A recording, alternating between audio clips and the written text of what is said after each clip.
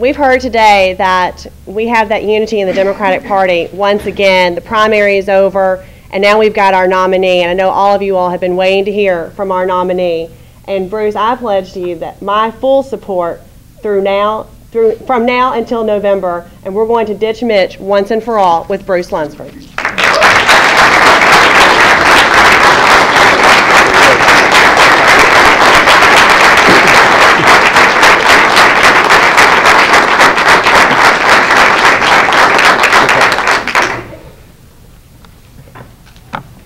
You know, I'm going to start out first by thanking everybody here. It's an honor to have everybody here and to support me. It's particularly an honor to have Greg Fisher here today because I have known Greg a long time. I've known his father, many of you know, for nearly 30 years. We served together.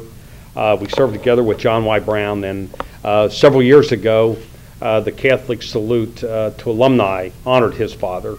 And I actually was chairman and MC of that particular dinner and had a lot of fun with George because we went way back and we had a lot of funny things that happened to us along the way. And it's really gratifying for me today that Greg is embracing our candidacy because he is a great gentleman. He's been a tremendous producer in his life. And I know he has a great future. And to add to that story just a little bit, Greg, about 1 year ago today, and I believe it was 1 year ago today, if I'm not mistaken, I sat up here when Steve Beshear took the reins for the Democratic Party to run for governor. And Steve and I have known each other for 30 plus years. I've always enjoyed Janie Moore, but no, we've been friends for 30 plus years. And I said last year in my concession speech how much I thought they would represent Kentucky, and at the time had said that I think Kentucky was ready for change, and they made it in a big way. Mitch McConnell ran a campaign that he spent $3 million against a little unknown truck driver who actually, I believe, works in Tennessee. And that little known truck driver got 27,000 votes plus against him. 14% of that election. And nearly 90% of the people know Mitch McConnell in this state.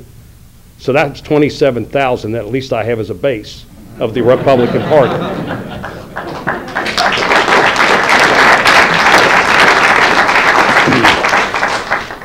But I do want to say this, and now that's maybe enough of the seriousness. But we are in serious times, and I want everybody to recognize we're in serious times. But we may have seen that Wednesday morning, right on the crack of dawn, from the ivory tower of Washington, Mitch McConnell called a press conference by telephone. I hope all of you enjoy hearing him, since you didn't get to see him in person. Okay, and I'm sure there will be a couple of moments in this campaign you'll get to see him in person. And I felt that if I could get him back for a few debates, I might have a couple areas of the state I'd like to introduce him to that I don't think he's ever seen. And I was hoping maybe we could have a couple of debates in a tobacco barn, maybe in a hay field, maybe in a cornfield, and certainly someplace maybe like Jack Coleman's Home Center in Harrodsburg, where somebody can really see what it's like to live in Kentucky today and suffer through these times that are a result of the things they've done. And as we go through this campaign the next 5 months, everybody here should recognize this is going to be a war. This is going to be a war for the future of Kentucky and the future of the United States. And there is no one in Washington that speaks for partisanship, speaks for obstructionism more than Mitch McConnell. It's time to come together. We're not just one party in this state, we're one people. And I can't wait for the opportunity to discuss some of these issues face to face across this state. And what I was most pleased about the other night is that we showed pretty broad support statewide. And that's the product of a couple of statewide campaigns. And I've been tested pretty well. I think I've run against 3 pretty good candidates in my political career.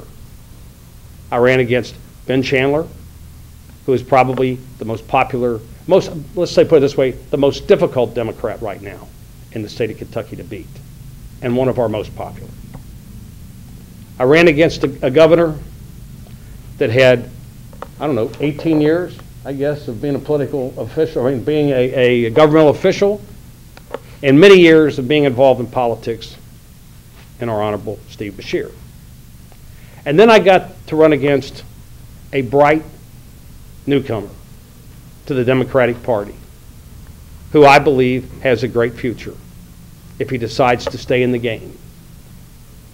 But it takes a lot of dedication, and I know you have that. And it takes a lot of enthusiasm, and I know you have that. And it also takes a lot of tenacity, and I know you have that. And I'm honored to be here today, and I'm honored to represent the Democratic Party and carry the torch. And I will do everything I can to make you proud of me, make you proud of our party, and bring home the real bacon, the U.S. Senate seat in November. Thank you very much. I appreciate it.